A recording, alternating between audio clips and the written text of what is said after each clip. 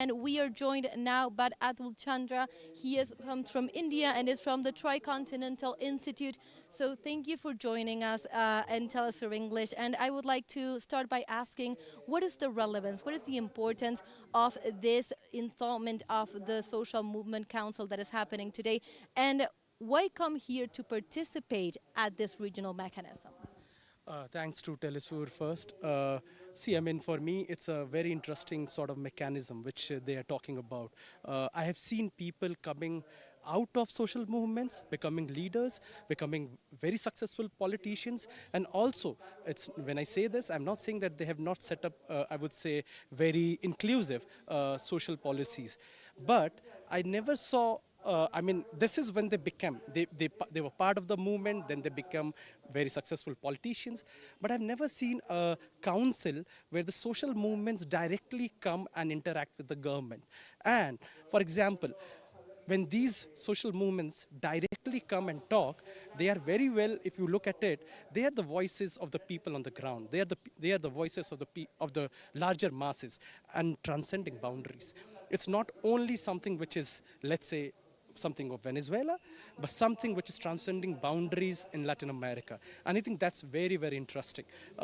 That's what I think this experiment I would really like to see in our part of the world, where people from the ground are part of that, I would say, mechanism, the democratic setup, where they are able to express their concerns with regard to anything, be it environment, be it labor movement, be it women movement, be it which affects their day-to-day life, the health, education, and they are able to formulate policies directly by talking, by discussion, by interventions with the government. And I think this makes it very special. This experiment I have never seen. I've never heard about it before. But this is something which, for me, it's very interesting, where there is a space directly for the movements to be part of one of the part of the government, where they are able to directly bring to the table their concerns.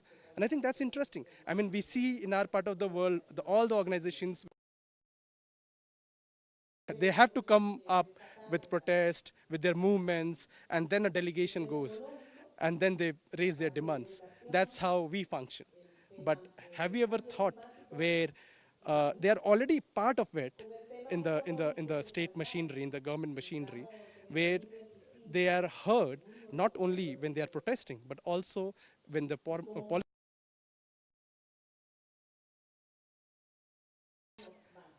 they say that they formulate policies for the people, but they have to literally hear the people who are on the ground, people who are representing those large masses, I would say.